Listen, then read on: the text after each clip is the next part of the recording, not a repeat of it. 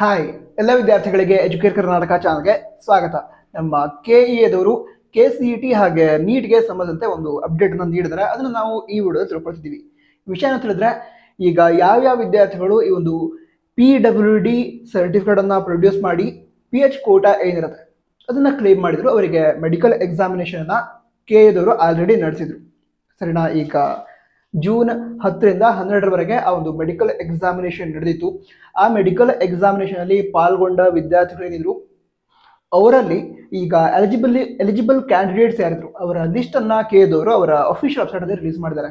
ನೀವು ಕೂಡ ಅಂದ್ರೆ ಯಾವ ವಿದ್ಯಾರ್ಥಿಗಳು ಆ ಮೆಡಿಕಲ್ ಎಕ್ಸಾಮಿನೇಷನ್ ಅಲ್ಲಿ ಪಾಲ್ಗೊಂಡಿದ್ರಿ ಅವರು ಈ ಒಂದು ಕೆಇಎದವರ ವೆಬ್ಸೈಟ್ ಅನ್ನ ವಿಸಿಟ್ ಮಾಡಿ ಆ PDF ಅನ್ನ ಡೌನ್ಲೋಡ್ ಮಾಡ್ಕೊಂಡು ನಿಮ್ಮ ಹೆಸರಲ್ಲಿ ಇದೆಯಾ ಅಥವಾ ಇಲ್ವಾ ಅಂತ ಚೆಕ್ ಮಾಡ್ಕೋಬಹುದು.